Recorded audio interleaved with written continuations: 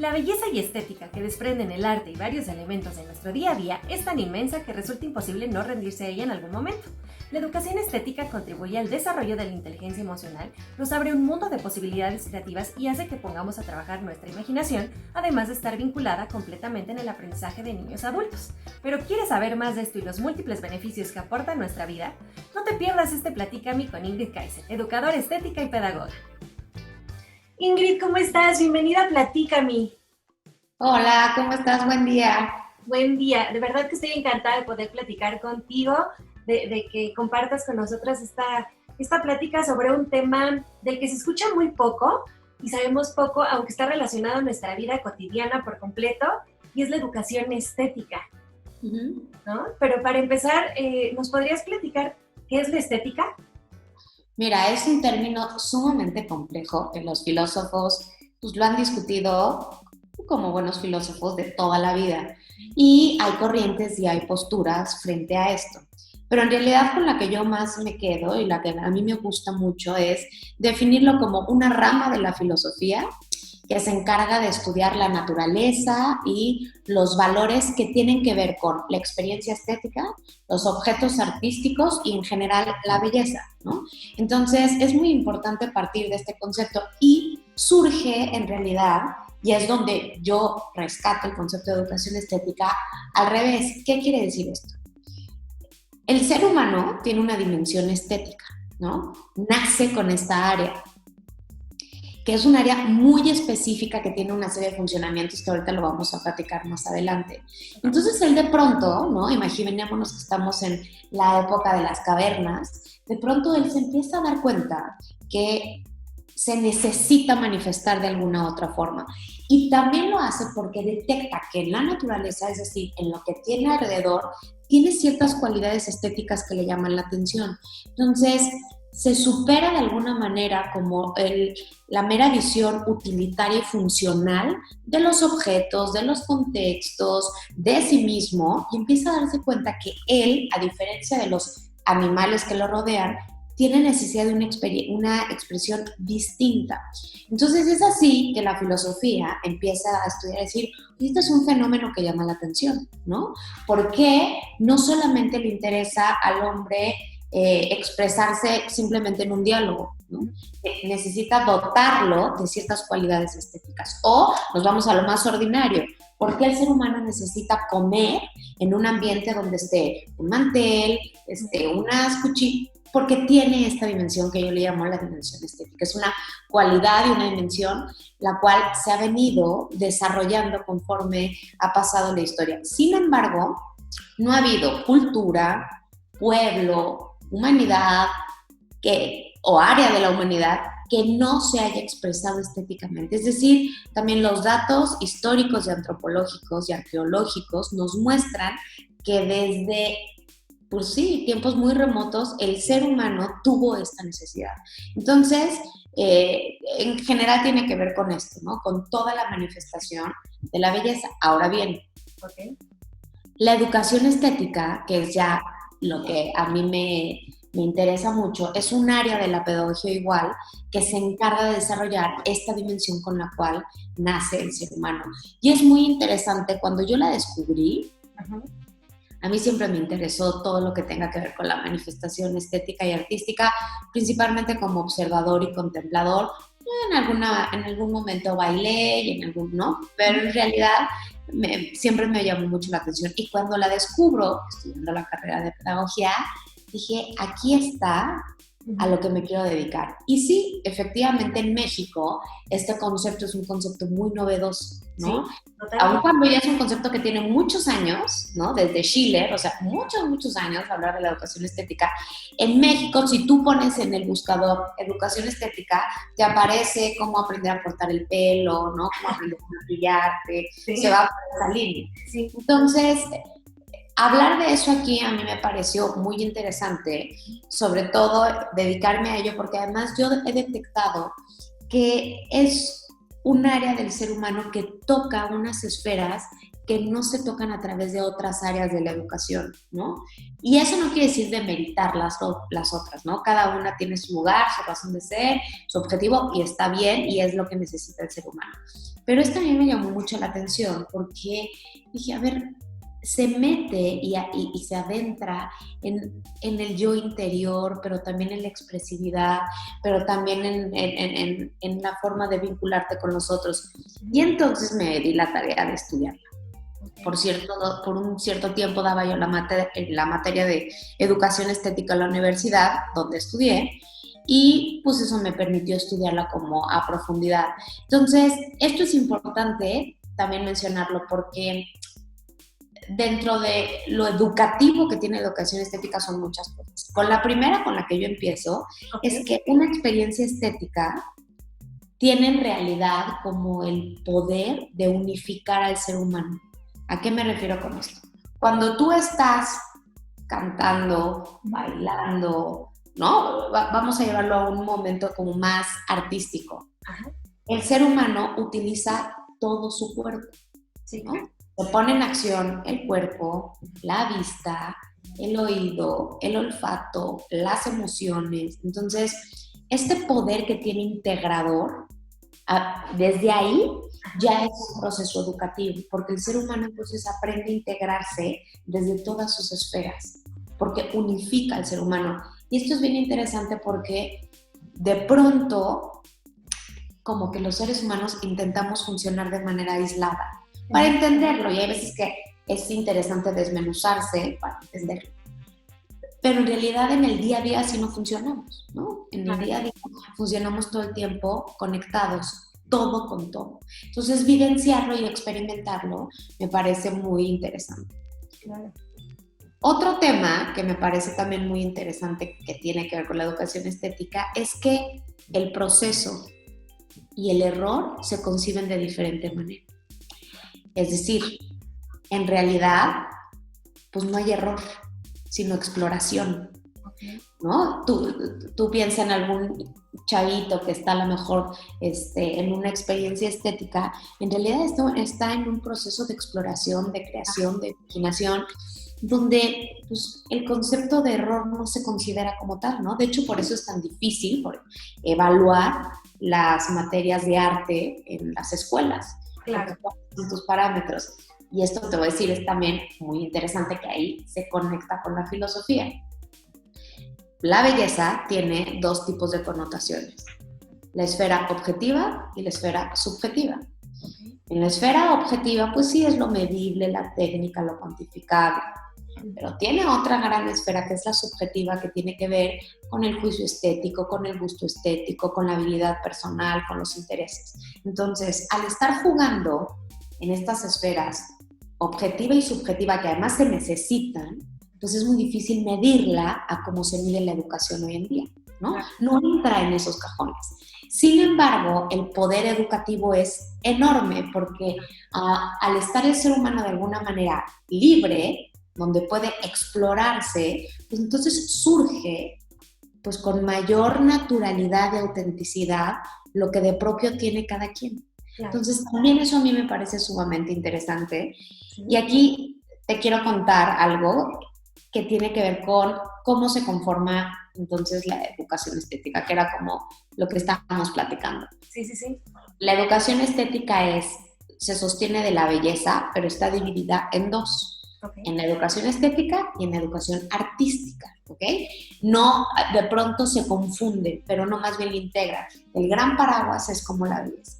Okay. Entonces, ya la educación estética se encarga de desarrollar todo lo que tiene que ver con esta dimensión del hombre: la sensibilidad, el gusto, actitudes, hábitos, conductas, criterio, contemplación, observación, apreciación. Y para eso puede ser utilizando procesos artísticos o no. Pudiera ser utilizando procesos sensibles, sensoriales, de reflexión, pero va enfocada hacia ahí. Okay. Y la educación artística, a su vez, también se divide de dos maneras: educación por el arte y educación para el arte. Educación por el arte es los historiadores, los arqueólogos, ¿no? Ya el conocimiento del arte, la apreciación del arte, la capacidad de juzgarlo. Y la educación para el arte ya tiene que ver con la mera creación artística, con la expresión artística. Entonces ahí ya son el desarrollo en concreto que requiere un pintor, un bailarín, un cantante. Entonces, de alguna manera están entrelazadas, pero viven o pueden vivir de manera aislada. Hay una metodología, te comparto que yo soy fan de ella, del Lincoln Center de Nueva York. Okay. Tiene un instituto sobre la educación para las artes. Y ahí, hace unos años, ya murió hace poco, hay una filósofa que se llamaba Maxine Greene, que ella es como la creadora, pero en conjunto con los artistas. Entonces, en Nueva York, por ahí de los 60, 70, surge esta metodología porque empiezan a darse cuenta que el artista tiene mucho que educar en un proceso artístico, educativo, aun cuando no enseñe arte. Entonces, empiezan a construir una metodología increíble que la han ido desarrollando, es como una metodología viva, ¿no? Cada vez se desarrolla más, donde se trabajó de manera conjunta con filósofos y con artistas. Y entonces, estructura como un esquemita padrísimo, donde tú a lo mejor puedes estar dando matemáticas e integrar una experiencia estética y el análisis de un objeto artístico que ellos le llaman, que es en realidad como una obra de arte. Y todo eso, ¿cómo puede nutrir a la enseñanza de las matemáticas y al revés? Entonces es muy interesante porque van construyendo como argumentos y los caminos por los cuales se podría explotar, usar la educación estética, en cualquier área de la educación, ¿no? Entonces, esa yo soy muy fan. Y luego también Harvard Project Zero es otra metodología que surge en Harvard, muy interesante, donde ellos también han analizado y le llaman artful thinking, es decir, las capacidades mentales que es capaz de desarrollar un proceso artístico. La observación, la anotación, evitar en un primer momento la interpretación, porque cuando tú estás frente a una experiencia estética e inmediatamente empiezas a interpretar, que es decir, es dar tu juicio sobre eso en realidad coarta el vínculo con el objeto artístico, ¿no? Lo empieza a bloquear porque tiene que ver con tus gustos, con tus intereses, con tus motivaciones. Entonces, algo que es muy interesante que también trabajan las dos, las llaman diferente, pero coinciden en eso, es cuando tú estés en una experiencia estética, donde más te puedes nutrir es cuando llegas más libre. Entonces, también me parece esto bien padre y muy interesante con los niños, porque de pronto, con cualquier persona que se dedique a la educación estética, empezamos a encasillarnos, ¿no? Y a meternos como en cajitas y en casitas. Entonces, eso te permite explorar desde la libertad. Y ahí es donde hay mayor posibilidad que surjan los talentos que cada uno traemos. Entonces, con todo este camino que te cuento, pues a mí me empezó a interesar lo que tenía que ver con los espacios, ¿no? He pasado por la academia, ¿no? Dedicándome a dar la clase de educación estética. Después trabajé con un artista visual, no muy de cerca, y después he seguido trabajando con asesoría con museos, cómo tiene que ver, y me empecé a dar cuenta que el espacio y el comportamiento tenían un cierto vínculo. Uh-huh. Y pues me di a la tarea de trabajarlo, explorarlo y estudiarlo. Entonces yo estudié pedagogía, después hice una maestría en museografía didáctica y después dije, necesito tener elementos técnicos que me permitan entender por qué el espacio tiene el poder de provocar algo en el ser humano. Entonces estudié un diplomado en interiorismo y he seguido como estudiando de manera autodidacta todo lo que tiene que ver con el impacto. Entonces sí me di cuenta, sobre todo trabajándolo desde los museos, que cualquier elemento o estímulo que existe en el espacio tiene un impacto en el ser humano. Y un impacto que no nos damos cuenta. No, por supuesto. Por ejemplo, los estímulos inconscientes, imagínate, tú y yo siempre pongo este ejemplo. Imagínate que esta conversación, tú y yo, la tuviéramos, si estuviera abierta, en medio de Chapultepec, la feria de Chapultepec. Okay. ¿qué tendríamos que estar haciendo tú y yo? Pues un esfuerzo enorme, nuestra percepción, tendría que estar haciendo un esfuerzo enorme por quitar y depurar todos los estímulos, el ruido, el sol, la montaña rusa que está dando vueltas, la cantidad de gente, al chavito que se le cayó el helado, ¿no? Para podernos enfocar en una conversación tú a tú y hablar de la educación estética. Entonces, claro, como viven los estímulos, pueden o sobresaturar al ser humano o llevarlo y orientarlo y detonarle ciertos comportamientos deseados. Y es así como empiezo a ver, entonces una aplicación estética que te puedo decir que por mi área me la he de alguna forma inventado, ¿no? No es que, y más bien lo que hago es como extraer pues de conocimiento de pedagogía, de museografía y de interiorismo y meterlo como en un Zoom y meterlo como en una licuadora y ver qué empieza a surgir. Y entonces es padrísimo ver cómo todo lo que existe alrededor sí empieza a condicionar no solamente el comportamiento, las creencias y las emociones. Claro. Tú no te das cuenta. Y creo que además, pues ahora que llevamos unos meses todos encerrados, creo que empezamos a inquietarnos más por el espacio. Claro. A lo mejor sin saber mucho por qué o cómo, pero pues nos empezamos a inquietar más porque estamos más confinados que a lo mejor en otras épocas y todo o mucho tiene que suceder en el espacio, ¿no? Aquí ahora se tiene que trabajar, tienes que hacer ejercicio, tienes que comer, te tienes que entretener, tienes que estudiar. Imagínate la cantidad de acciones que suceden ahorita en el mismo espacio. Así es. Entonces, con mayor razón, pues me sigue interesando este tema de todo lo que puede detonar o no detonar. Claro, por supuesto. No, y ahorita, por ejemplo, que hablas justo de que tenemos que estar haciendo todo en el mismo espacio, digo, obviamente desde antes, ¿no? En nuestra casa, pues teníamos que hacer la tarea, ¿no? Mucha gente que va al trabajo se llevaba el trabajo a casa, pero ahorita, obviamente, como dices, al estar tanto tiempo dentro de la casa, como que te das más cuenta que necesitas, no sé, otras cosas que te motiven, otras cosas que hagan que te sientas mejor. Entonces, ¿en qué debemos de poner atención o fijarnos para que estos espacios sean ideales para nuestras actividades, la actividad que sea? Mira, yo por lo que empezaría es hacer por una reflexión crítica. ¿En qué momento se nos dijo o se nos impuso que los espacios tenían que funcionar así, ¿no? Donde esté una sala y un comedor que casi nunca usas, o el fin de semana, una cocina que a lo mejor solo sea para comer. Y entonces esto a mí me ha generado como muy interesante decir, pues nos dejamos llevar por lo que nos ofrecía la oferta y demanda de los inmuebles, ¿no? Entonces, pues se diseñaron así los espacios y hoy nos damos cuenta que, pues en realidad yo no necesito, tal vez, una sala y un comedor. Porque lo uso una vez cada que invito a alguien y ahorita ni siquiera puedo invitar a la gente, ¿no? Claro. O si me tengo que invitar, tiene que haber como 2 metros de distancia. Entonces, a mí ahorita esto me encanta porque nos da la posibilidad y la oportunidad de incluso replantearnos nuestros estilos y nuestros modelos de vida. Entonces, en lo primero que yo me fijaría es en la funcionalidad de los espacios. ¿Sí? Hoy hay que poner atención en ese espacio, qué funciona y cómo funciona. Y ahí ver la manera que sea tu espacio chico, grande, mediano, explotemos en la medida de lo posible que esos espacios sean funcionales.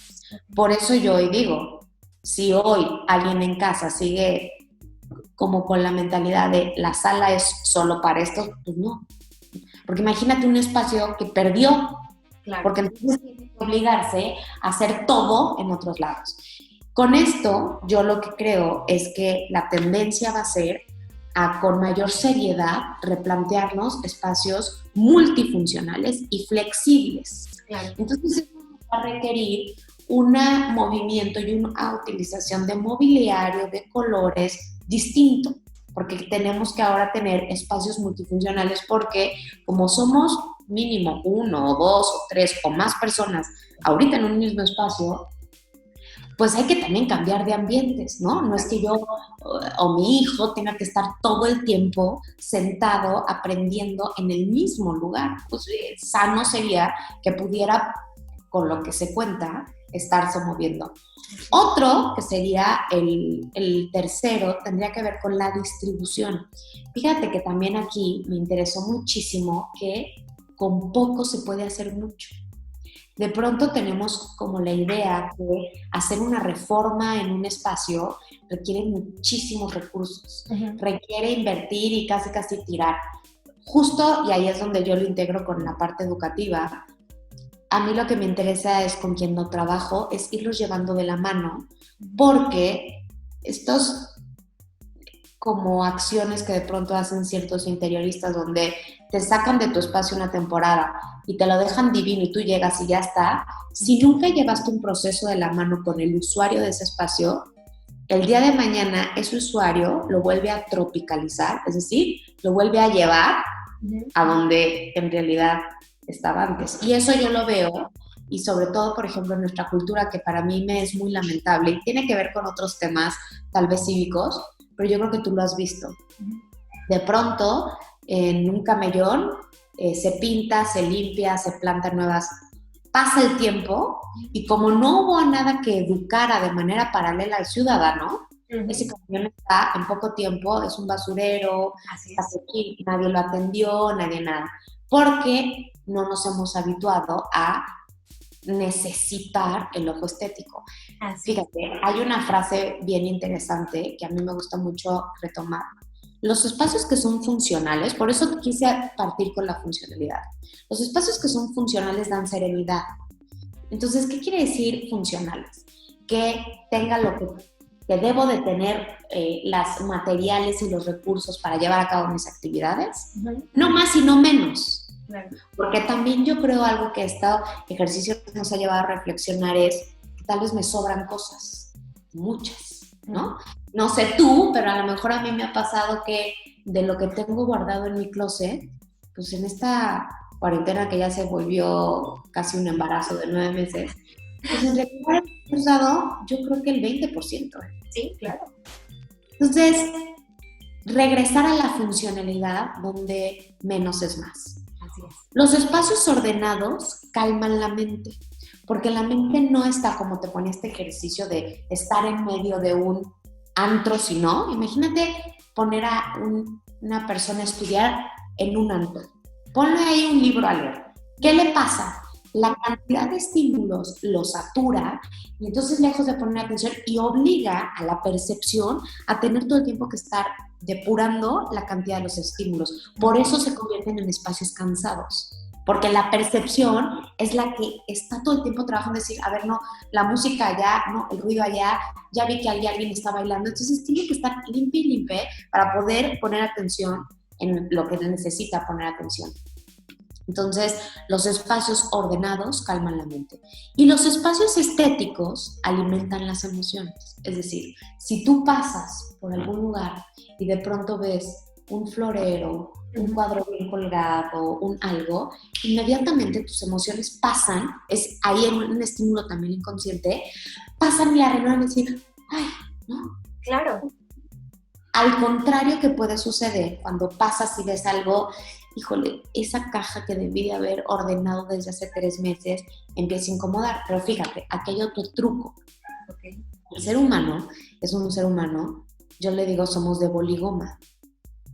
Y te voy a contar mi experiencia. Cuando terminé la universidad, hice mi tesis de investigación, fue cómo desarrollar la sensibilidad con los niños en situación de calle. Entonces estuve mucho tiempo trabajando con los niños en situación de calle en una fundación. Y muy padre, esta fundación tiene muy bien armado como el modelo de qué hacer para que alguien deje la calle y aspire a otro modelo de vida. Pero bueno, aquí el ejemplo que yo te voy a poner, iba yo caminando con las personas de la fundación, íbamos por la Merced, llegamos al atrio de una iglesia y en eso yo volteo a ver y veo pues una montaña de basura tapada con unos plásticos, ¿no? Entonces nos acercamos ahí y en eso levanta uno de los cuates con los que iba de la fundación, levanta el plástico y salen de ahí muchísimos niños y jóvenes que estaban en unas condiciones terribles de vida, ¿no? Terribles, terribles, terribles. Obviamente drogados, sucios, amontonados. Entonces a mí esa experiencia también es la que hoy sustenta lo que hago. ¿Cómo es posible que el ser humano pueda llegar a ser capaz de vivir en esas condiciones? Cuando alguien me pregunta, oye Ingrid, pero ¿por qué esto que haces no es superficial?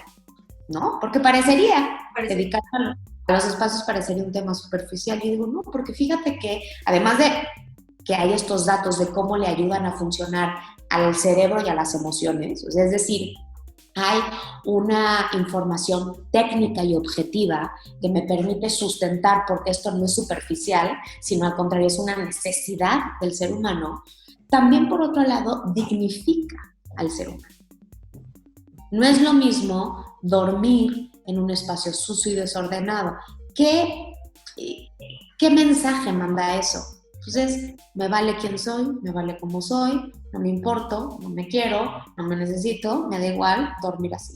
Entonces, no, al contrario, dignifica los procesos humanos. Y en el momento en el que el ser humano se siente digno, funciona distinto. Por eso ahí tiene que ver con el desarrollo de la persona y la personalidad.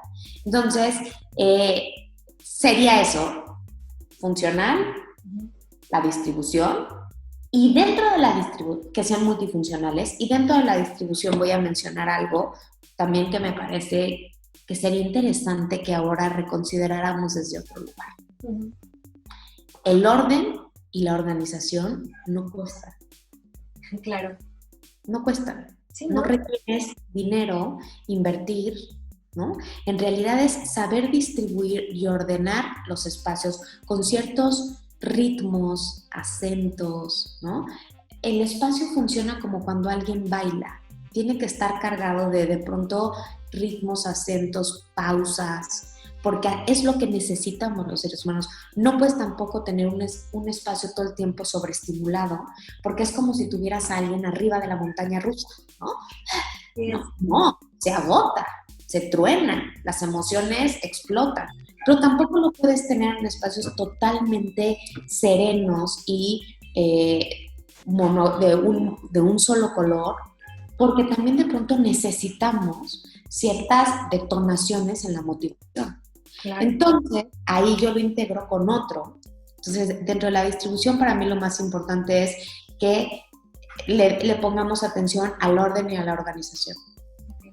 Y estar moviendo continuamente los espacios, sobre todo ahora que llevamos mucho tiempo encerrados en el mismo lugar, renueva no solamente la parte energética, sino renueva la emoción de volver a vivir ese espacio como algo nuevo. Claro. Mira, nos muevan un sillón del lugar, un cuadro del lugar, te da otra experiencia. Así. Totalmente. Entonces, también lo he tratado como de justificar, decir, no requerimos mucho. En realidad requerimos tal vez ganas. Claro. Y entenderlo como importante. O sea, en el momento en el que sabemos que esto es algo importante, pues tal vez le podamos dedicar algo. Y además es divertido y entretenido, ¿no? Claro. Mover. Pues resulta una actividad, pones una buena música, una buena botana, ¿no? Un rico té o un rico café y te pones a... Se convierte además en un ejercicio sanador. Aprovechas de sacar todo lo que ya no te sirve, a tirarlo. Hay también, con esto que te decía de tener elementos ordenados y ordenados o desordenados o rotos, el ser humano también se acostumbra. Como el cerebro tiene el poder de hacerse pato y entonces empiezas a limpiar la percepción. Así es. O va a poner. Imagínate que un día alguien está jugando en la casa y rompe un vidrio. El primer día pasas por ese vidrio roto y dices, uy, te estorba, ¿no? Claro, claro. Te incomoda. El segundo día pasas y, bueno, pues te dio flojera, no lo atendiste, entonces pues, le pones a lo mejor ahí enfrente un florerito, ¿no? Pero sabes que detrás sigue la ventana. Claro. De pronto para el tercer día pasas y entonces, híjole, no lo he arreglado, pero el florero, pero sí se ve, ya me está dando frío, cuando llueve también me mojo, entonces le pones un diurexazo. ¿no? Entonces, corte A, ya ese nunca se arregló. Así es. Saber tú, aun cuando haga tu percepción el esfuerzo por no considerarlo, No, ahí tú está. sabes que ahí hay algo roto Claro. y desordenado. Y eso impacta en las emociones, y en la atención y en la energía. Entonces, sí, efectivamente no tiene nada de superficial este tema, porque detona ciertos comportamientos. Y el otro también, no, perdón, me ibas a decir algo. No, que estoy totalmente de acuerdo. Y es como decías, es algo que uno no ve, pero que realmente ahí está. Y por eso es que cuando uno acomoda, como dices, el closet o acomoda el cuarto y tira cosas que llevaban ahí muchísimo tiempo, después uno se siente bien y uno no lo conecta. O sea, es que eso es lo que pasa, que uno no lo conecta, pero por eso también es cuando dicen, ay, por ejemplo, te voy a decir, yo tiendo la cama y veo la cama como tendida y de verdad siento paz y de pronto alguien pues ya, qué ridícula, pero es algo que así pasa, ¿no? O que dices, ya la ve todos los trastes, ya no está como el montonal de trastes ahí y de verdad también es como una cuestión como que de verdad, por lo menos a mí me relaja, porque como dices, el desorden o el ver muchas cosas amontonadas, aunque uno dice, ay, bueno, ahí está, luego los lavo, ahí está, luego lo arreglo, pero ahí te está molestando. Y uno, No, y amontona en la mente. claro. Amontona en la mente porque no podemos obviar. Mira, y esto es bien interesante. Como somos seres sensoriales, sensibles, con los 5 sentidos principalmente, lo que está siempre va a acabar entrando al cerebro. Lo que pasa es que la percepción es la que hace el ejercicio de depurar, pero está ahí. Y ya entró el estímulo. Que yo ya haga el ejercicio por hacerme pato quiere decir otra cosa, pero sí entró de alguna manera y empezó a complicar la situación. Y entonces ahí es donde yo más confirmo y afirmo decir, mira, hay una cafetería que surgió norteamericana, que vino a México, una cadena. Y a mí me llamó muchísimo la atención cómo la gente entra a ese espacio, nunca recibió un instructivo ni nada, la gente se sabe comportar ahí, es decir, sabe dónde hacer la fila, sabe que como ve sillones y ve sillas, sabe que se puede sentar y a lo mejor trabajar o leer un libro. Y a mí ese ejercicio me dio también mucha luz de decir, claro, el espacio mismo te conduce el comportamiento, o lo que hago también con los museos, el diseño del espacio mismo te conduce a cómo acercarte a un objeto artístico, a lo que esté en la exposición, ¿no?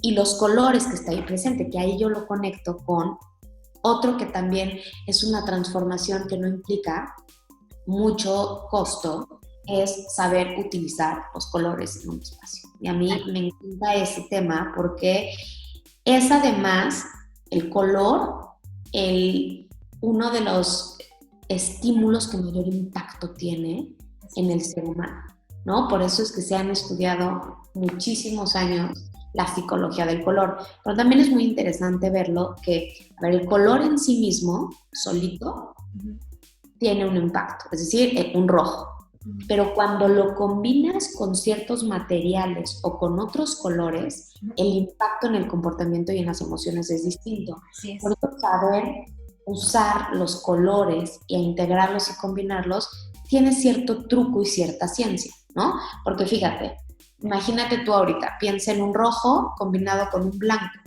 Okay. Pues el efecto emocional es distinto a que si lo combinas con un negro. El rojo sigue siendo el mismo. El rojo solo provoca algo, pero al combinarlo con O, ahora ponle un rojo, un blanco y un azul. Entonces, en la medida en la cual se van sumando los colores en los espacios, pues empiezan a tener otra serie de efectos. Y también otro truco que es muy interesante, que yo eso lo aprendí en el diplomado, y los interioristas a algunos no les gusta mucho porque lo hacen como muy esquemático, pero a mí me gusta porque a quien no es experto le clarifica.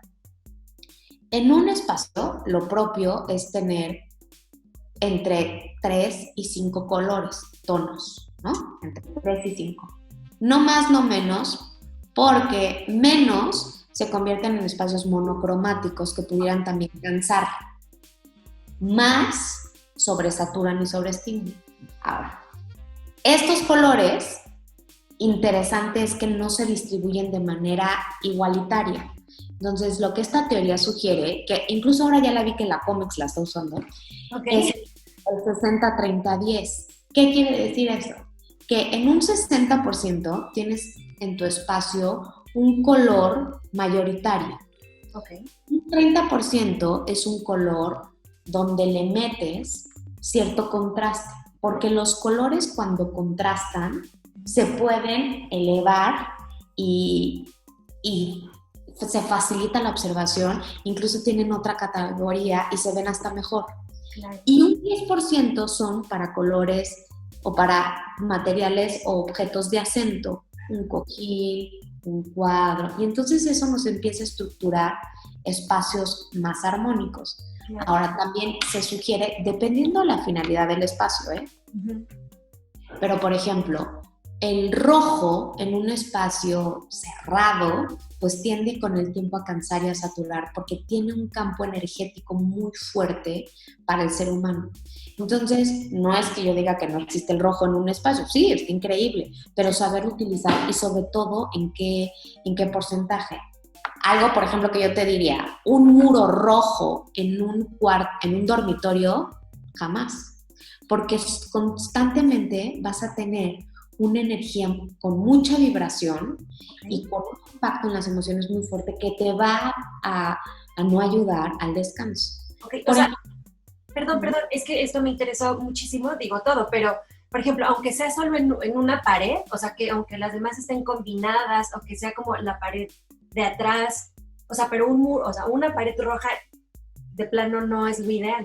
No es lo ideal, se puede matizar, ¿no? Se podría matizar dependiendo dónde esté ubicada, ¿no? Se podría matizar tal vez con cierto mobiliario y con la combinación de ciertos colores.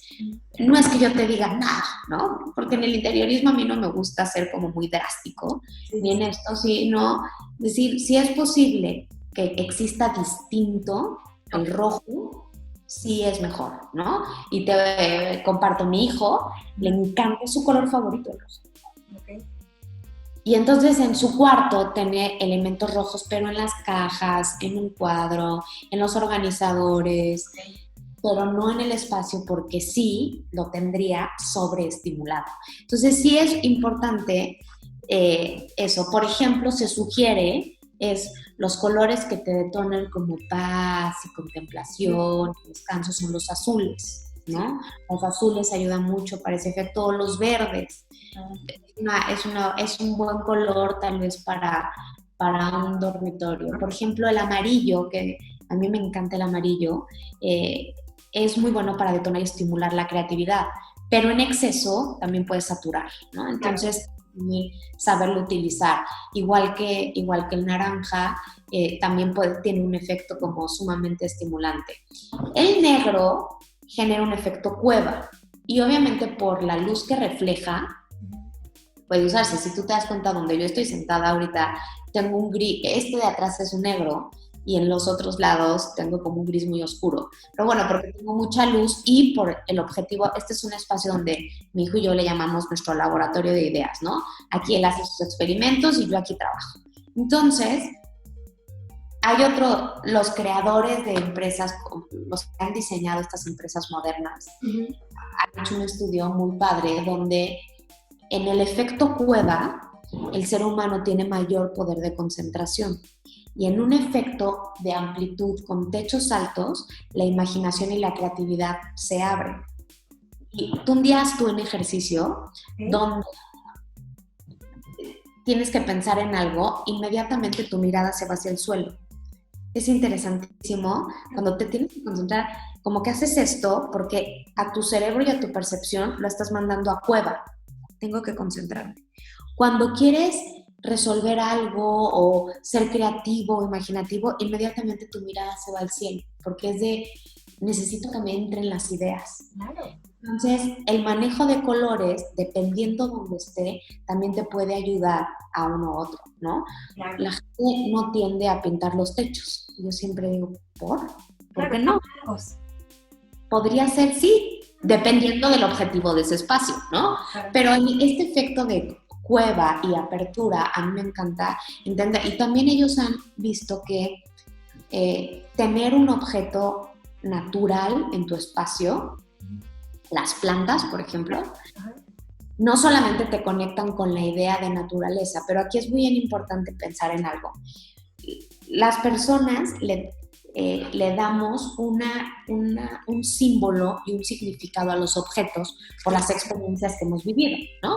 Entonces, para ti o para cualquiera de nosotros, un ambiente, un escenario natural, pues, ¿qué emociones te provocan? Pues de paz, de descanso, de libertad, de apertura. Entonces, traer un objeto natural a un espacio te va a evocar continuamente esas ideas. Okay. Entonces, por eso también se sugiere que en espacios de estudio, de trabajo, de vivienda, exista la presencia de las plantas, porque también te conecta con el efecto exterior, y estos cuates lo que dicen es que cuando el ser humano también se conecta con la idea de exterior, la imaginación y la creatividad se vuelven a encender, ¿no?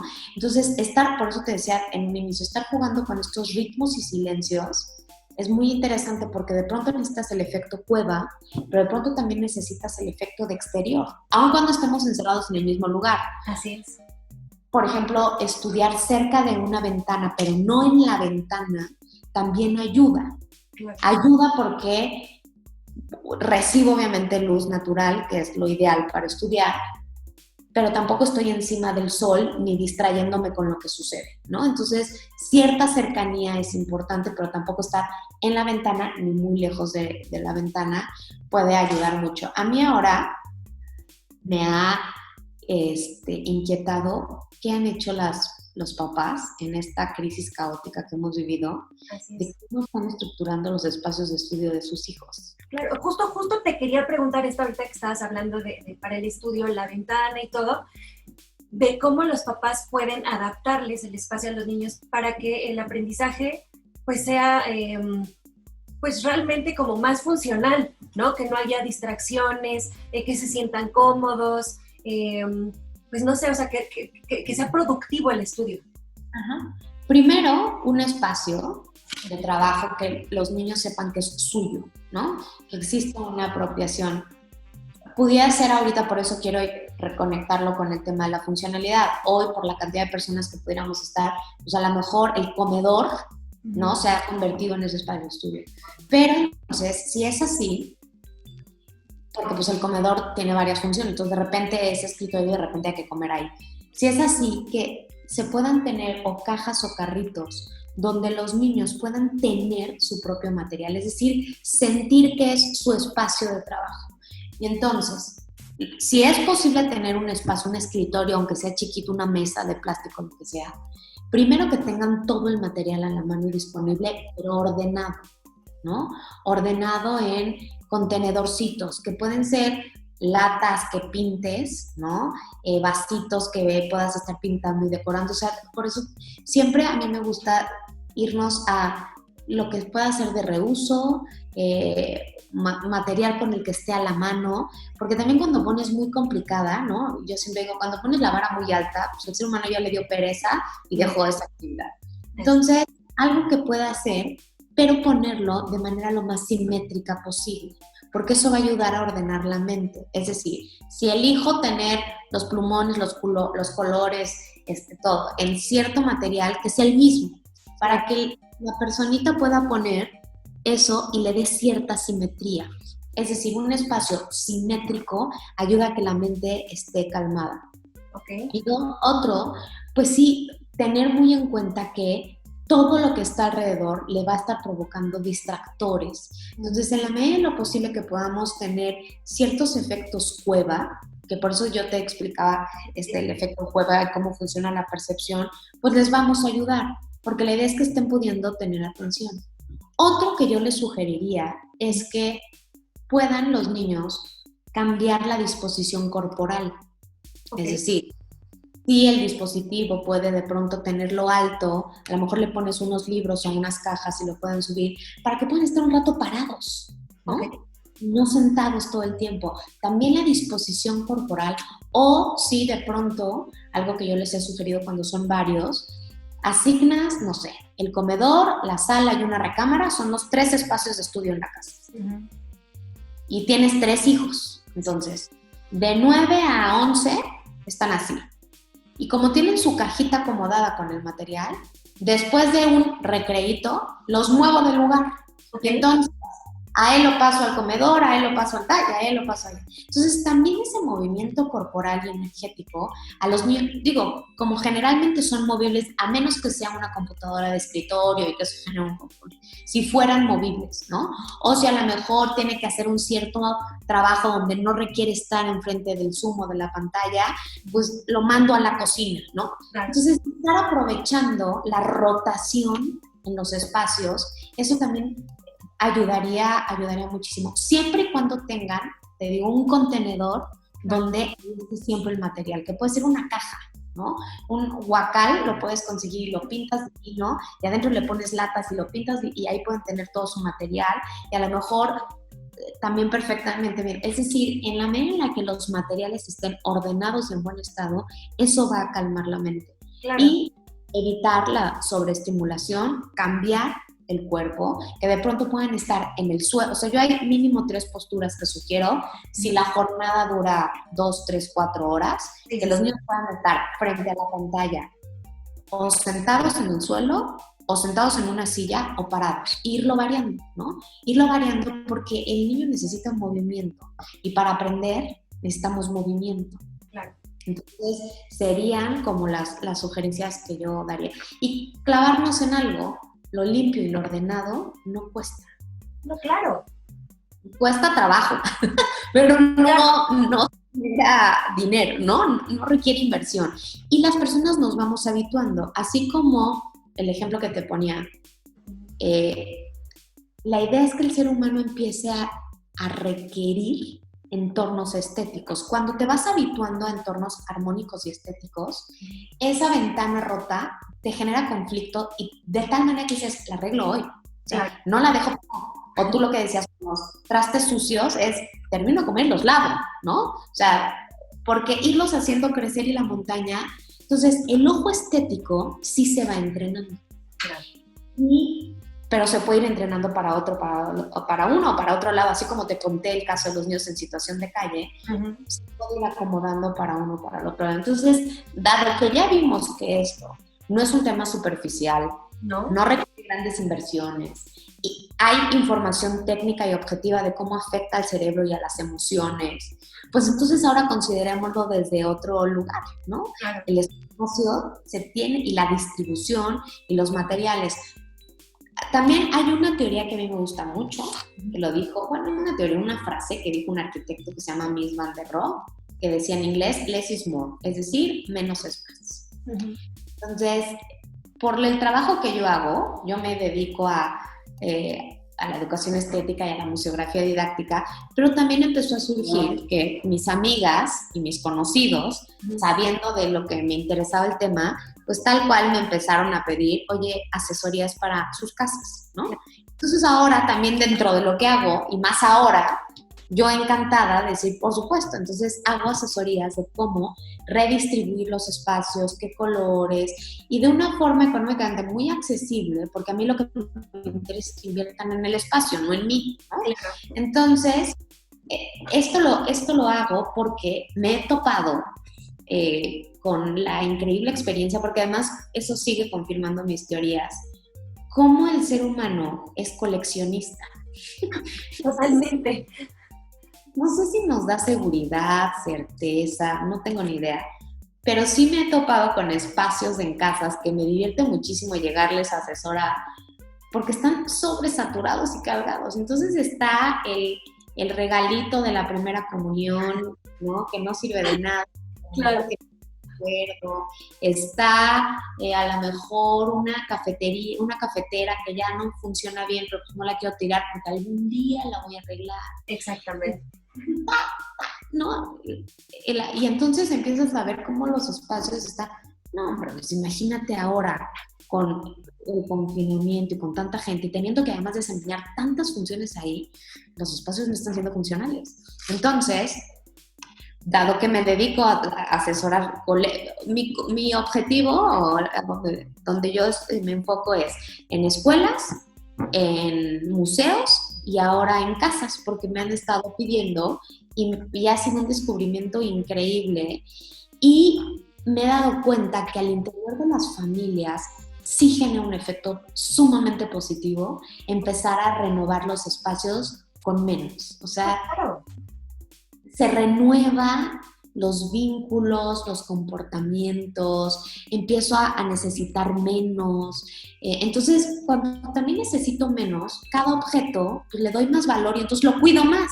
Porque si yo en mi casa tengo 32 plumones, cuando tengo uno, porque pues ya depuré, pues entonces ese uno lo cuido más. Claro. Entonces, como que es una reacción en cadena muy interesante todo el tema de los espacios. No, claro, y como dices, no se requiere de mucho, o sea, lo que decías, por ejemplo, solo mover el florero o mover el cuadro, a lo mejor antes el cuadro lo tenía en la pared derecha, ahora lo pongo en la pared izquierda y cambia todo, o sea, cambiar todo, o sea, desde una mesita y de pronto la mesita tenía las flores y luego la mesita tiene el portarretrato y luego la misma mesita tiene, no sé, una vela, ¿no?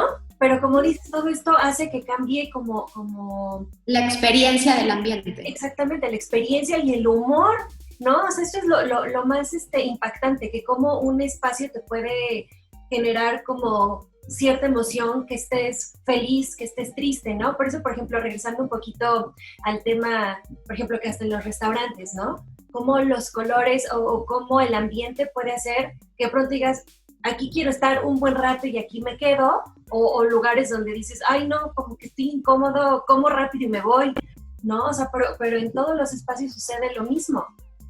Mira, a ver, si es a propósito, es decir, si ese espacio fue pensado para que estuvieras poco tiempo, pues los interioristas lo hacen a propósito, donde ponen ciertos materiales y ciertos colores para que sea, por ejemplo, McDonald's por eso tiene, o ciertos espacios de comida rápida, tienen colores primarios, ¿no?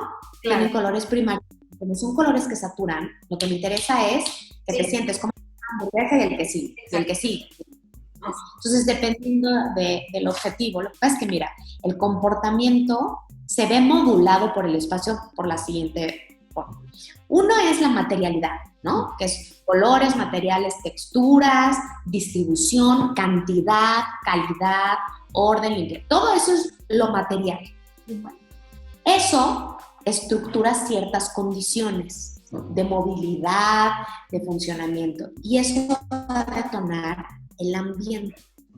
¿Ok? El ambiente, ya una vez que tienes estructurado el ambiente, empieza a crear un tipo de atmósfera. ¿Cómo se conforma la atmósfera? Por el tipo de influencias y relaciones y vínculos que yo empiezo a tener con los que están a mi alrededor o con lo que está a mi alrededor, ¿no? Entonces, eso empieza. Y eso detonó un cierto tipo de interacción. Y entonces ahí es donde ya tenemos la experiencia de un espacio, pero está como igual en cadena. Entonces tienes el espacio por los materiales provoca un cierto ambiente, los ambientes provocan una cierta atmósfera, las atmósferas provocan una cierta experiencia de ese espacio. Entonces, así es como se detonan los comportamientos. Imagínate un espacio que siempre esté, no sé, sucio, desordenado, la emocionalidad de las personas va a ser de malestar, incomodidad, porque no encuentra lo que necesita, porque se le rompió, porque se sobresaturó. Entonces, eso va a provocar un cierto tipo de atmósfera por el tipo de influencia. Mamá, ¿dónde está mi no sé qué? Ay, no sé, búscalo en el montón de ropa que allá está, ¿no? Entonces ya perdió tiempo, se llegó y se dio cuenta que había ropa combinada sucia con limpia, ya estaba una arrugada, una que ya se había planchado y ya estaba. Entonces eso empieza a generar en las emociones que tiene que ver con la funcionalidad del espacio, pues una atmósfera tensa, de angustia, de enojo, de... Si sucede al revés, pues es una atmósfera que puede ser mucho más placentera y de quietud. Claro. ¿No? Entonces, eso te genera una interacción. Así es. No, Y también algo que, bueno, que se había platicado un poquito previo a agendar pues esta plática, era igual sobre los salones de clases y las escuelas, que ahorita también ya hablabas un poquito de esto. Por ejemplo, los salones como los conocemos, ¿no? Como toda la vida han sido, ¿sí funcionan para el aprendizaje o están completamente incorrectos? Ya esos salones son obsoletos, totalmente obsoletos. Y te voy a, incluso el modelo educativo, y eso lo hablo desde mi área de conocimiento, que es la pedagogía.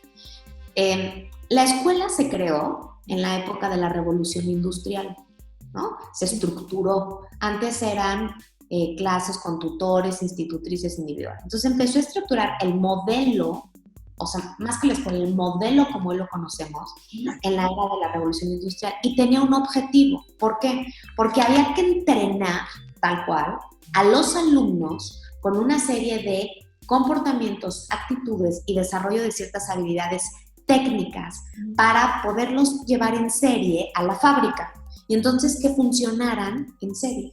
Okay.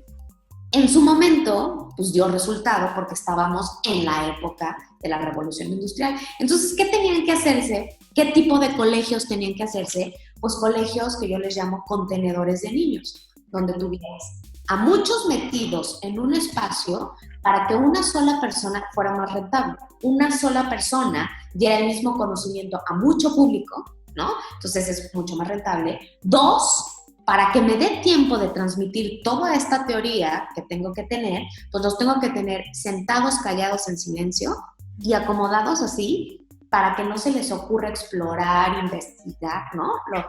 Y todos viendo siempre al mismo lugar, porque el que está hablando soy yo y el que tiene que transmitir. Entonces, y además tengo que ponerle una puerta, porque si se me sale uno y se me distrae, pierdo el ritmo de lo que necesito, porque necesito egresados con ciertos niveles. Y entonces además me voy a dar la tarea de medir el avance del aprendizaje con ciertos estándares, que son las calificaciones.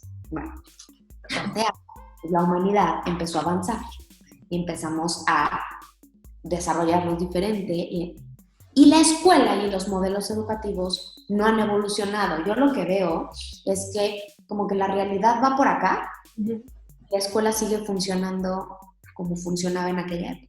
Claro, pero ahí en la era digital,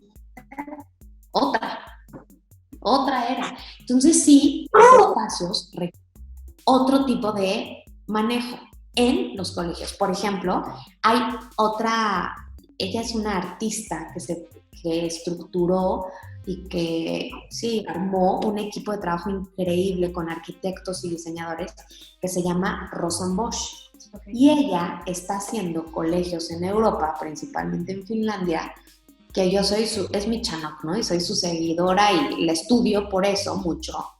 Porque ella decía, ¿por qué tiene que existir estos espacios así? Es decir, empecémonos a cuestionar la funcionalidad de esos espacios. Así es. No, yo sí creo, la verdad, que además hoy me encantaría que los colegios, dado que están desocupados sus instalaciones, pues aprovecharan un ejercicio reflexivo de reestructurar el diseño de sus aulas, ¿no? Porque todo y mucho tiene que pasar en una aula. Alguna vez que me tocó cuando trabajaba en la universidad, en un área que dábamos consultoría educativa, asesorar a modelos educativos en un colegio. Entonces este colegio quería que fuera un colegio que estuviera dedicado a la investigación, a la exploración, a fomentar la curiosidad. Entonces le dije, perfecto, ¿no? Lo empezamos a armar en papel, en teoría, divino. Entonces le digo, oye, a ver, llévame a conocer tus instalaciones. Cuando llego y veo, ¿no?, que las banquitas eran estructuradas viendo para el mismo, digo, ¿y cómo en este espacio vamos a promover eso? Claro. El espacio no se da. Y luego pretendemos que los docentes, por ejemplo, pues sean innovadores y creativos. Pues el mismo espacio no les da para eso, porque cuentan con un pizarrón y con 20, 30 personitas sentadas de manera por hilera. ¿Quién va a innovar ahí? Pues el espacio no invita.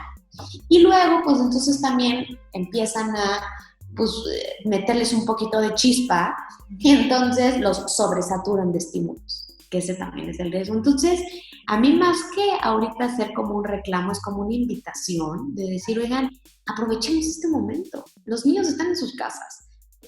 La probabilidad de que regresemos en algún momento, pues existe. Exacto. Pues reestructuremos los espacios de acuerdo al modelo educativo y que de verdad se dice en el ambiente educativo que el espacio es un tercer agente educador. Y sí, sí lo es. Sí lo es porque o detona u obstaculiza el proceso de aprendizaje. Claro. Y los comportamientos deseados. A ver, nosotros estudiamos así. ¿Qué mensaje te manda el hecho de que tengas que estar uno tras otro sentado en un pupitre encerrado? Pues que tienes que estar callado, estático, sin moverte.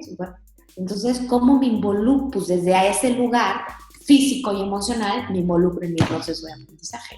Claro. Y hoy, fíjate que venimos habituados a funcionar así, a que el docente sea el que dicte para que tú estés calladito, y hoy la realidad es que la educación a distancia y desde casa, lo que está evidenciando es que se requiere mucha autonomía del otro que está allá, ¿no? Porque en realidad no me tiene a mí ahí diciéndole siéntate, cállate, pon atención, no. En realidad estoy dependiendo porque pues además puede truquear su atención de muchas maneras. ¿Qué es lo que está sucediendo? Que nos estamos dando cuenta que no hemos preparado ni nos hemos preparado para la autonomía. Entonces, también pretendemos que hoy, pues un docente que está detrás de una pantalla siga teniendo el mismo rol. Pues no se puede tener. Nos la tenemos que inventar de otra forma y también llevar a que los alumnos pues lleven a cabo con mayor responsabilidad y conciencia la autonomía. Ahora, también aquí tendrá que ver con la edad, ¿no? Creo que la etapa evolutiva de los niños, pues la cercanía con la pantalla y el tipo de cosas que yo hago frente al otro lugar, pues sí, obviamente se tiene que adecuar dependiendo de la edad del que tengo del otro lado. Claro. Aún así, y yo tengo este ejercicio que lo he puesto en varios foros y me han visto con una cara no tan agradable. No, es que no me importa, pero sí creo que merece una reflexión. Yo siempre me he cuestionado, ¿por qué hasta una personita de 2 o 3 años es capaz de estar conectada en un televisor o en un dispositivo móvil horas y ahorita frente en una escuela no está sucediendo eso? Exactamente. ¿Es porque el aprendizaje es aburrido? ¿Es porque algo no estamos haciendo para enganchar a eso? A ver, sí, los juegos digitales y las caricaturas y los programas están hechos para justo generar este tipo de atención y este tipo de vínculo adictivo de alguna forma. Pero hay otra autora que a mí me encanta que se llama María Acaso, otra española que de hecho trabaja mucho con Rosa Bosch, donde ella dice y habla sobre la pedagogía sexy, ¿no? Y en realidad lo que quiere decir es que pues hemos sido nosotros los responsables de no hacerla sexy, es decir, no hacerla agradable, no hacerla vinculante, no hacerla interesante. Y si pretendemos que hoy, detrás de una pantalla, funcione el modelo igual que funcionaba de manera presencial, pues desde ahí nos estamos equivocando. Porque sí tenemos que entender que además el niño está teniendo otros estímulos, porque a lo mejor la mamá, ¿no? De pronto puso a cocer frijoles y huele toda la casa a frijoles. Pues sí, no lo puedes evitar, ¿no? Entonces, algo tiene que diseñar el docente del otro lado distinto para que funcione. Y creo que sí hay experiencias y creo que sí hay docentes que lo están logrando. Sí, claro. Pero si los modelos educativos pretenden seguir funcionando de manera igual, yo creo que yo creo que esta pandemia ha evidenciado la obsolencia de nuestros espacios y de nuestros modelos educativos, que como los considerábamos superficiales, no les prestábamos atención. Pero hoy como estamos encerrados en estas cuevas, pues ya nos está llamando la atención y decir, ¿y ahora qué hacemos? ¿No? Pero en realidad si lo analizamos, ok, ahorita estamos más tiempo y es ahorita cuando igual los niños tienen que estar sentados frente al dispositivo para sus clases, pero en realidad toda la vida en casa hicimos nuestra tarea, mucha gente trabajó, ¿no? Se llevaba el trabajo en casa, pero como dices, igual nunca le habíamos dado la importancia a los espacios como ahora, ¿no? Claro. Pero en realidad, pues ahí, o sea, la mayoría de los niños yo creo que hicimos tarea en casa, pero nunca los papás, y menos los niños, íbamos como a pensar la importancia como de estos espacios, ¿no? Exacto. Pero, y también ahorita que justo hablabas igual de que los docentes tienen que ver también la forma en que tienen que estructurar, ¿no? De alguna manera sus clases para que los niños pongan como atención o que puedan aprender mejor, pero también es muy importante saber qué papel juega tanto el padre o tutor como el maestro en la cuestión del aprendizaje, porque también se le está echando toda la culpa al maestro, ¿no? De que igual los niños no ponen atención, que los niños se cansan, que los niños tienen sueño. Y si uno también lo analiza, cuando íbamos a la escuela, pues también estábamos todo el día sentados, todo el día, ¿no? O sea, por lo que dices, porque como obviamente el espacio ha estado mal diseñado desde siempre, pues de todas maneras tenías que estar, pues, no sé, 6 horas, 5 horas en el mismo pupitre, ¿no? Y también te daba sueño y también te distraías. Exactamente. Entonces aquí también es como crear esta conciencia de tanto el maestro como, okay, ¿cómo puedo armar mi clase para que sea más atractiva para el niño? Como el papá entender, ¿no? Que también no es solo, ok, ya le acomodé el espacio a mi hijo, ya le puse todo simétrico, pero también tengo que ver la forma en que el niño diga, ok, de todas maneras te parabas temprano para ir a la escuela, entonces te tienes que seguir parando a la misma hora y también como ver, ok, no, te voy a limpiar tu espacio, no está bien que te quedes a lo mejor con el dispositivo adentro de la cama, porque evidentemente pues menos vas a poder aprender, ¿no? Entonces, tú, por ejemplo, como pedagoga y educadora, ¿cuál es el papel que debe jugar cada uno? Mira, en eso tienes toda la razón y creo que también es un punto para reflexionar como generación. Me parece que hoy los papás, por algo, yo no sé si por un efecto de péndulo generacional, generalmente las generaciones se van como haciendo pendulares, es decir, veníamos de una conducta y después nos vamos al otro extremo. Hoy sí, como el trato y hemos malentendido tal vez que el amor y la protección y el cuidado de los niños requiere como tenerlos en entornos pues, de cristal, ¿no? Y no, también es muy importante que los niños aprendan, por eso te digo que este proceso educativo apela a la autonomía. Me estoy aburriendo, no estoy entendiendo. Es responsabilidad del que está ya al 100%. Yo creo que aquí es muy importante que los papás, me parece que sí es un efecto de nuestra generación de padres de familia, o sea, lo que estamos haciendo, y yo lo hablo porque soy mamá, donde de pronto buscamos tener en los niños como un entorno de Disneylandia todo el tiempo, que mi niño siempre esté feliz, contento, sin preocuparse. ¿Y qué crees? Así no es la vida y no lo estamos preparando. Entonces, a ver, si yo me estoy distrayendo, si yo no estoy poniendo atención, ¿sí? Tiene que ser una corresponsabilidad, porque el proceso educativo es una corresponsabilidad.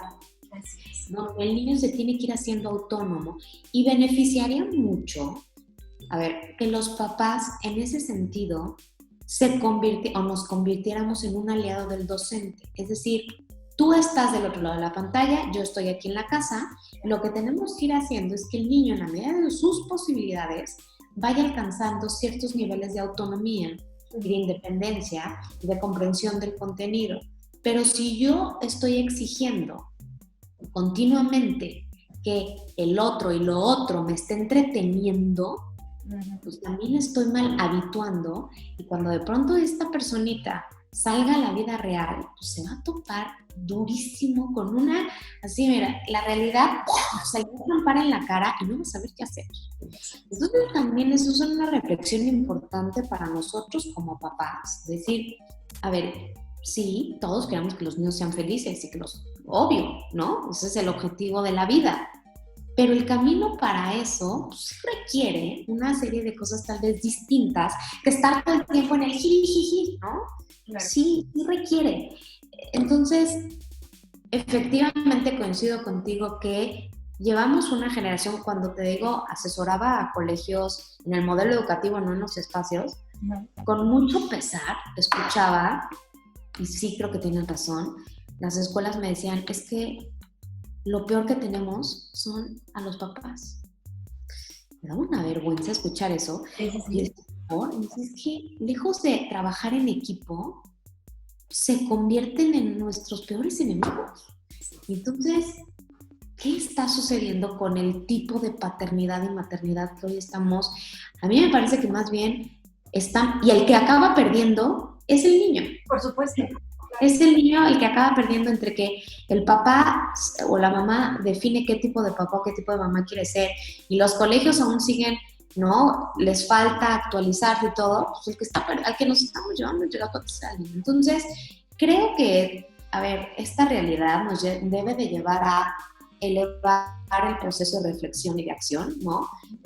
Generemos una narrativa ya distinta de en todos nuestros entornos y elevemos el debate. O sea, el debate tiene que estar a un nivel mucho más elevado por nosotros y por las personas con las que estamos. Entonces, aquí, nuevamente te digo, lejos de ser un reclamo, sería también una invitación a que los papás nos replanteáramos el cómo voy a trabajar en equipo con el docente que está del otro lado. ¿Qué tengo yo a lo mejor que transformar y que cambiar para eso suceda?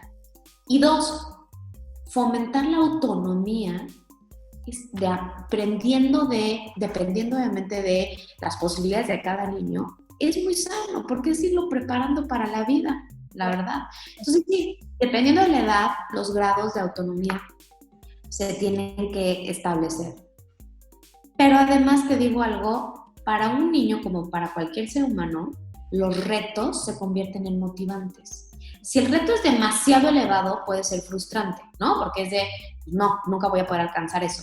Pero si cada vez empiezas a llevar al niño a un nivel de complejidad, se convierte en algo muy importante. Entonces, aquí los papás tengamos de alguna forma una percepción distinta de que si existe del otro lado del docente esta exigencia, pero calculada, llevada de acuerdo a la edad, ¿no? Sin abuso, sin nada. Oye, qué bien, no te quejes. Al contrario, ve la forma de hacer equipo y llevarlo a tu niño a ese lugar. Entonces, sí, creo que además hoy los docentes tienen una tarea complejísima. Yo creo que se están enfrentando a una labor dificilísima, porque conectar con el otro a través de una pantalla no está fácil. No está fácil. Entonces, yo creo que una visión de mayor colaboración entre todos, pues tal vez nos lleve a un final pues mejor para todos los que estamos envueltos en este, ¿no? En este caos que estamos viviendo. Exactamente, así es. Entonces, sería un ejercicio de coordinación. Importante para mí preguntarte esto. Y bueno, retomando un poquito lo de los espacios y casi para igual finalizar, ¿no? Como la plática. Otro tema de los elementos y los espacios es el arte. En tu cuenta de Instagram veía que decías, atasquémonos de arte. ¿Por qué es tan importante que nos atasquemos de arte? Mira, eso es algo que soy una ferviente, fan de toda la expresión y producción artística. Uno, porque un buen momento te hará pasar. O sea, si lo vamos viendo como por escalas. Dos, activa esferas del ser humano. La experiencia con un proceso artístico activa las emociones, la imaginación y la creatividad de formas que solamente el arte es capaz de hacer. Y puede volcar las emociones hacia uno u otro lado. Ahora, en la medida en la cual exista como más demanda de producción artística, pues también los artistas empiezan a generar cualquiera de estos, y al final una población con arte, como observador, contemplador, consumidor, o como creador, como artista, es una comunidad viva, es una comunidad imaginativa, y cuando tú eres una comunidad viva e imaginativa, tú le ves posibilidades al entorno. Es bien, cuando un ser humano deja de ser imaginativo, es porque ya no le vio posibilidades a algo. Yo en esto solamente veo una pluma, Así, y alguien imaginativo a lo mejor puede ver que esto puede servir para sostener algo, para a lo mejor si alguien se está distrayendo se lo avientas para, no sé, ¿no? Un avioncito, pero cuando alguien deja de imaginar es porque dejó de ver posibilidades. Entonces, hoy me parece que también la realidad nos exige a innovar en todo, o sea, nos dedicamos a lo que nos dediquemos, tenemos que estar innovando. Por ejemplo, me imagino tú, ¿no? Ahora me imagino que estas entrevistas, estas charlas que estás teniendo, pues fueron algo que el contexto te llevó a innovar. No sé si las tenías antes o no, ¿no? Pero es una mentalidad que está en un proceso imaginativo y creativo continuamente. Claro. Otro es porque además te habitúa a dialogar con lenguajes distintos al tuyo. Y eso también me parece sumamente enriquecedor, ¿no? De pronto los seres humanos nos habituamos a yo me conmigo y solo hablo con los que piensan como yo y solamente, y no, pierdo, o sea, imagínate, aquí viendo, no sé, este celular, ¿no? Pues yo solamente estoy viendo esta parte, tú estás viendo esta. Entonces, un ejercicio artístico, la producción artística, nos permite que tú te expresaste, viste esta parte del celular, entonces te expresaste entonces yo ya vi desde otro lado algo que a lo mejor pues, mi capacidad de visión no. Eso empieza con esos solo elementos, a que nos acostumbramos a dialogar, a tener y a dialogar además con otro tipo de lenguajes. Claro. Porque se dialoga con la música, se dialoga con el arte, pero todos tienen algo que decir y algo, entonces abrimos nuestras posibilidades de construcción enormemente. Y en los vínculos relacionales se empiezan a construir desde otro lugar. Entonces, eso sería. Y el punto es que el arte, además, si tú te das cuenta, carece de utilidad, ¿no? Uh-huh. Es decir, ¿podríamos sobrevivir sin arte? Pues sí podríamos, ¿no? Porque no es que lo necesitemos en ese sentido.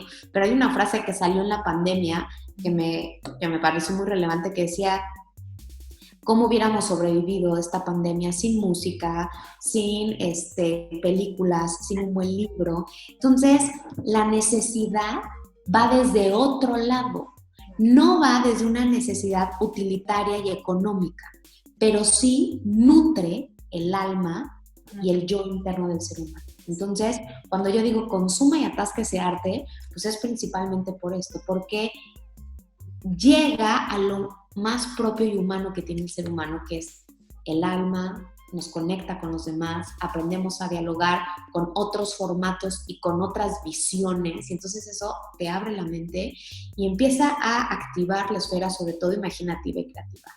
Y si eres un creador artístico, pues obviamente te invita a seguir explorando con todo, y yo así lo mencionaría, una comunidad que continuamente es creadora, es una comunidad viva y es una comunidad más humana. Entonces, ese sería mi comentario.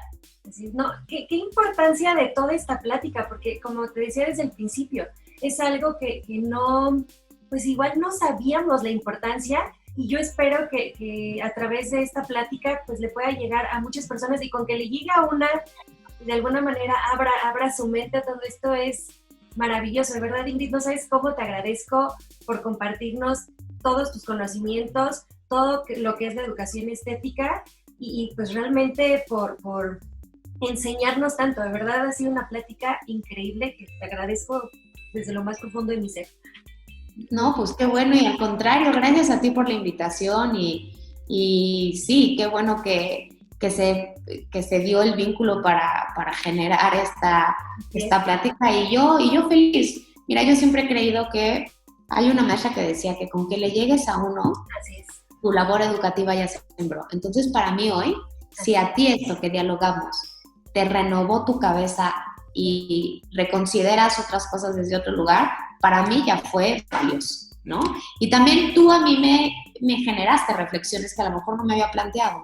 Entonces, sí, el diálogo y la construcción del diálogo para mí me parece necesaria y riquísima. Entonces, al contrario, te felicito por tener y abrir estos espacios con las personas con las que estás invitando, porque hoy hay que dialogar más. Así nos nutrimos unos de otros. Exacto. Pareciera que yo me planteé como quien sabe de este tema, pero no, en realidad es que el diálogo a mí también me obligó a replantearme y a reflexionar otro tipo de cuestiones y a reformularlo desde otro lugar. Entonces, el enriquecimiento también me lo llevo yo. Pues muchas gracias, no, de verdad.